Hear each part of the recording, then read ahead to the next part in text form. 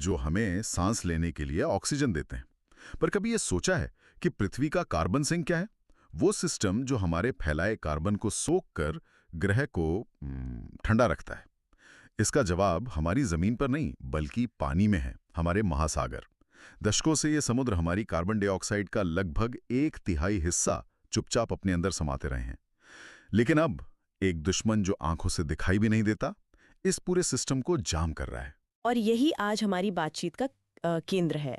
हमारे पास पत्रकार और लेखक अजामिल का एक लेख है जिसका शीर्षक है महासागर, माइक्रोप्लास्टिक और मानव भविष्य, एक अदृश्य संकट की दस्तक। ये लेख सिर्फ समस्या नहीं बताता बल्कि हमें उस आईने के सामने खड़ा करता है जिसे हम एक तरह से देखने से बचते रहे हैं। बिल्कुल। तो आज हम इसी में जरा गहराई से उतरने वाले हैं। ये माइक्रोप्लास्टिक आखिर है क्या भला? ये आते कहाँ से हैं? और ये हमारे समंदर, हमारी सेहत और हमारे भविष्य के लिए इतने खतरनाक क्यों बनते जा रहे हैं? चलिए इस अदृश्य दुश्मन की परतें खोलते हैं। तो शुरुआत यहीं से करते हैं। ये माइक्रोप्लास्टिक शब्द हम आजकल हर जगह सुन रहे हैं, पर लेख के हिसाब से इसका असल मतलब क्या है? क्या ये किसी खास तरह का प्लास्टिक है जो बनाया ही छोटा जाता है? ये बहुत अच्छा सवाल है क्योंकि ज्यादातर लोग यही समझते हैं। असल में ये कोई अलग तरह का प्लास्टिक नहीं है, बल्कि वही प्लास्टिक है जो हम रोज इस्तेमाल करते हैं। बोतलें, थैलियाँ, कपड़े, टायर, उसी का टूटा हुआ, घिसा हुआ छोटा रूप है। लेख के मुताबिक जब कोई भी प्लास्टिक कण 5 मिलीमीटर से छोटा हो जाता है तो उसे माइक्रोप्लास्टिक कहते हैं। 5 मिलीमीटर? मतलब राई के दाने जितना या उससे भी छोटा? हाँ बिल्कुल। और सबसे बड़ी समस्या ये है कि ये कभी खत्म नहीं होता। ये बस टूट टूट कर और छोटा होता जाता है और ज्यादा जहरीला होता जाता है और हमारे पर्यावरण में हमेशा के लिए घूमता रहता है। यानी जो सिंथेटिक जैकेट मैंने आज पहनी है, इसके भी छोटे छोटे रेशे धुलने पे पानी में जा सकते हैं और माइक्रोप्लास्टिक बन सकते हैं। बिल्कुल। सिंथेटिक कपड़े तो माइक्रोप्लास्टिक के सबसे बड़े स्रोतों में से एक है। लेकिन यहाँ जो बात सबसे चौंकाने वाली है वो इनका वो असर है जो सतह पर दिखाई नहीं देता। ये कण समुद्र की सतह पर तैरने वाले फाइटोप्लैंक्टन को नुकसान पहुंचाते हैं। फाइटोप्लैंक्टन, ये तो वो बहुत छोटे छोटे समुद्री पौधे होते हैं ना? हाँ, ये सूक्ष्म पौधे हैं, लेकिन इनका काम बहुत बड़ा है। ये समुद्री फूड चेन का आधार है और उससे भी जरूरी काम ये करते हैं कि फोटोसिंथेसिस के जरिए हवा से कार्बन डाइऑक्साइड सोखते हैं। जब ये मरते हैं तो ये अपने अंदर जमा कार्बन को लेकर समुद्र की गहराइयों में डूब जाते हैं, जहां वो कार्बन हजारों सालों के लिए कैद हो जाता है। इसी प्रक्रिया को बायोलॉजिकल कार्बन पंप कहते हैं।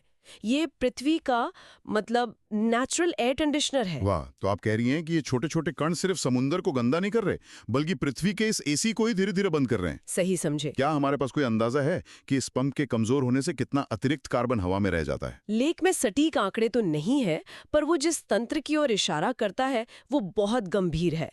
इसे ऐसे समझिए, फाइटोप्लैंक्टन समुद्र की सतह पर कार्बन की फसल उगाते हैं। माइक्रोप्लास्टिक इस फसल पर एक जहरीले कीटनाशक की तरह काम करता है, उसे बढ़ने ही नहीं देता। अच्छा। जब फसल कम होगी तो हवा से कार्बन भी कम सोखा जाएगा। तो आपकी जैकेट से निकला एक छोटा सा रेशा सिर्फ कचरा नहीं है, वो असल में ग्रह को ठंडा रखने वाले सबसे बड़े प्राकृतिक सिस्टम को कमजोर कर रहा है। ये एक छोटे से कण का सीधा कनेक्शन क्लाइमेट चेंज जैसे बड़े संकट से है। ये तो वाकई डरावना है। एक अदृश्य कण का इतना बड़ा वैश्विक प्रभाव, और मुझे लगता है यहीं से कहानी और भी दिल तोड़ने वाली हो जाती है जब हम इसका असर उन जीवों पर देखते हैं जो हमें दिखाई जाते हैं। लेख में समुद्री वैज्ञानिक सिल्विया अर्ल का एक जिक्र है। उन्होंने कहा था, हम महासागरों को केवल कचरा फेंकने की जगह समझने लगे हैं, जबकि सच ये है कि महासागर हमारे जीवन समर्थन तंत्र का आधार है। और ये सिर्फ एक भावनात्मक बात नहीं है, इसके पीछे कठोर आंकड़े हैं। हाँ, लेख में अमेरिकी राष्ट्रीय महासागरीय और वायुमंडलीय प्रशासन यानी नोआ के कुछ आंकड़े दिए गए, और ये सिर्फ नंबर नहीं है, ये अपने आप में खामोश कहानी कहते हैं। जैसे एक आंकड़ा है कि हर साल लगभग 1 लाख समुद्री स्तनधारी, व्हेल, डॉल्फिन, सील सिर्फ प्लास्टिक की वजह से मरते हैं। और सोचिए, ये तो सिर्फ स्तनधारी हैं और वो भी जिनकी गिनती हो पाती है। उन अनगिनत छोटी मछलियों, कछुओं और समुद्री पक्षियों का क्या, जिनकी मौत का तो कोई रिकॉर्ड ही नहीं रहता। ये आंकड़ा तो शायद असल समस्या का एक छोटा सा हिस्सा ही दिखाता है। बिल्कुल। और लेख में यह भी बताया गया है कि ये मौतें होती कैसे। बड़ी बड़ी व्हेल मछलियां पानी में तैरती प्लास्टिक की थैलियों को जेलीफिश समझकर खा लेती हैं। वो प्लास्टिक उनके पेट में जाकर पाचन तंत्र को ब्लॉक कर देता है और वो बेचारी भूख से तड़प तड़प कर मर जाती हैं। ये कल्पना करना भी कितना मुश्किल है। ये एक बहुत धीमा और दर्दनाक अंत है। और ये सिर्फ खाने की बात नहीं है। कई जीव प्लास्टिक के मलबे जैसे पुरानी मछली पकड़ने के जाल में फंस जाते हैं। लेख के अनुसार अब तक 700 से ज्यादा समुद्री प्रजातियों पर इसका असर देखा गया है। ये एक ऐसी महामारी है जो पूरे समुद्री जीवन को अपनी चपेट में ले रही है। तो ये प्लास्टिक समुद्र में गया, वहां के जीवों को मार रहा है, पर क्या ये कहानी वहीं खत्म हो जाती है या ये घूमकर हम तक भी पहुंचती है?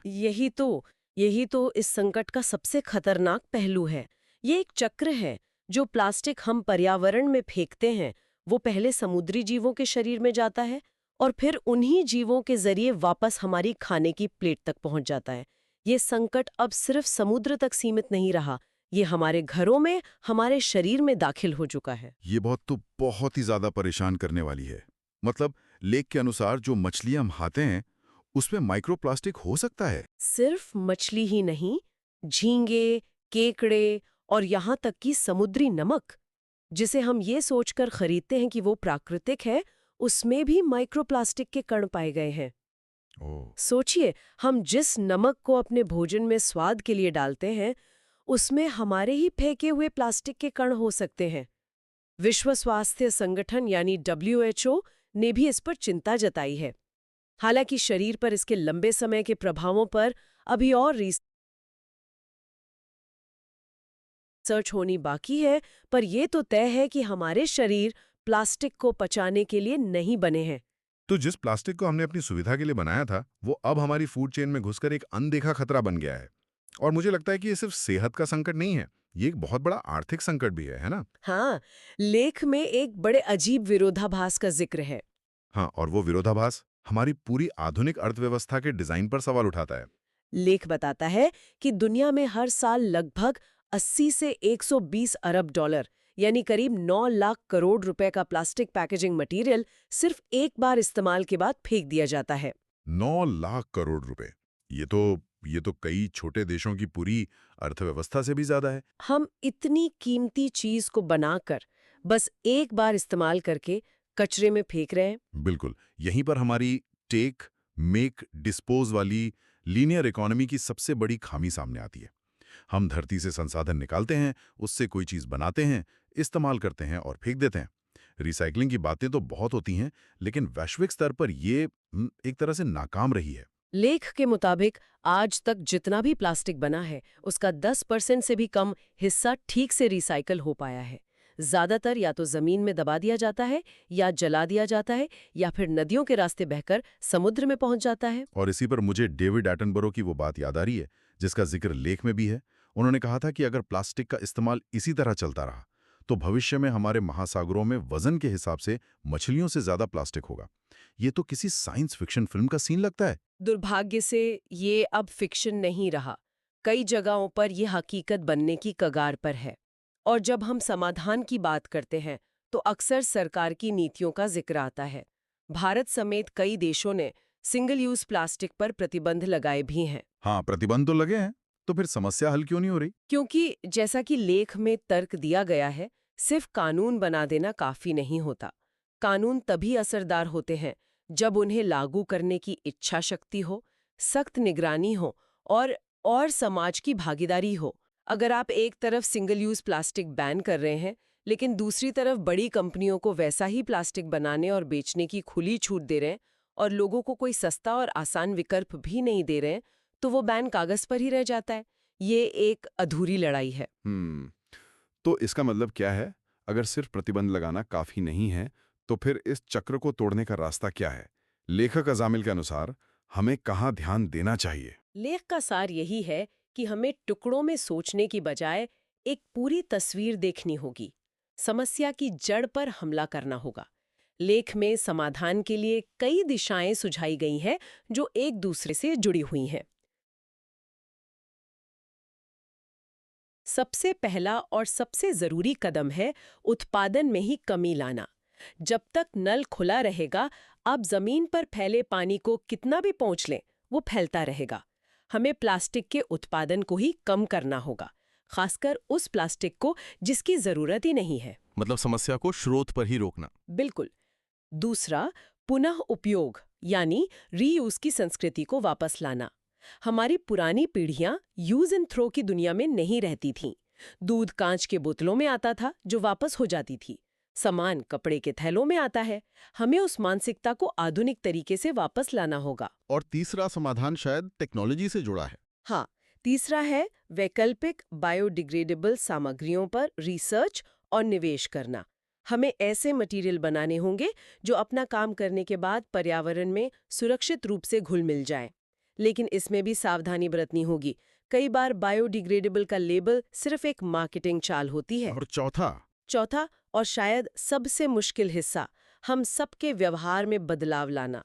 एक उपभोक्ता के तौर पर हमारे छोटे-छोटे फैसले मिलकर एक बड़ा असर डाल सकते हैं। यहाँ पर शिक्षा और जागरूकता की भूमिका बहुत बड़ी हो जाती है। जब तक लोग ये नहीं समझेंगे कि उनका एक छोटा सा फैसला, जैसे दुकान पर जाते समय अपना कपड़े का थैला ले जाना या बाहर से कॉफी लेते समय अपना कप इस्तेमाल करना, सिर्फ एक अच्छा काम नहीं है, बल्कि एक वैश्विक संकट से लड़ने में एक छोटा सा योगदान है, तब तक कोई भी नीति पूरी तरह सफल नहीं हो सकती। सही कहा। ये व्यक्तिगत जिम्मेदारी और सामूहिक कार्रवाई का मिला जुला प्रयास है। जब लाखों लोग एक ही तरह का सही फैसला लेने लगते हैं तो वो एक आंदोलन बन जाता है और बड़ी-बड़ी कंपनियों और सरकारों पर भी नीतियां बदलने का दबाव डालता है। तो आज हमने अजामिल के लेख के जरिए समझा कि कैसे एक अदृश्य दुश्मन माइक्रोप्लास्टिक हमारे महासागरों का दम घोट रहा है, समुद्री जीवन को खत्म कर रहा है और अब घूमकर हमारी फूड चेन में वापस आ गया है। जैसा कि लेखक कहते हैं, महासागर की रक्षा ही मानवता की रक्षा है। ये सिर्फ पानी का एक बड़ा भंडार नहीं है, ये हमारे ग्रह की वो धड़कन है जो हमारे जीवन को चलाती है। लेख का अंतिम संदेश बहुत साफ है। हम इतिहास के एक ऐसे मोड़ पर खड़े हैं जहां हमारा हर फैसला आने वाली पीढ़ियों का भविष्य लिखेगा। चाहे वो एक नीति बनाने वाले का फैसला हो, एक कंपनी के सीईओ का या एक आम नागरिक का, हमें विकास की उस परिभाषा को बदलना होगा जो सिर्फ मुनाफे पर टिकी है। हमें एक ऐसा विकास मॉडल चाहिए जो प्रकृति और महासागरों के साथ तालमेल में हो, न कि उनके विनाश की कीमत पर। और जाते जाते सभी के लिए एक विचार। इस लेख में उपभोक्ता व्यवहार को बदलने की बात की गई है, जो बहुत जरूरी भी है। लेकिन इस संकट की असली जिम्मेदारी किसकी है? एक आम उपभोक्ता की, जो अपनी रोजमर्रा की जरूरतों के लिए प्लास्टिक पर निर्भर है, या उन बड़ी-बड़ी कंपनियों की जो सिंगल यूज प्लास्टिक का उत्पादन करके अरबों का मुनाफा कमा रही हैं और उपभोक्ताओं के पास कोई दूसरा विकल्प ही नहीं छोड़ती? हमें अपने प्रयासों, अपनी ऊर्जा और अपने सवालों का मुख्य केंद्र किसे बनाना चाहिए?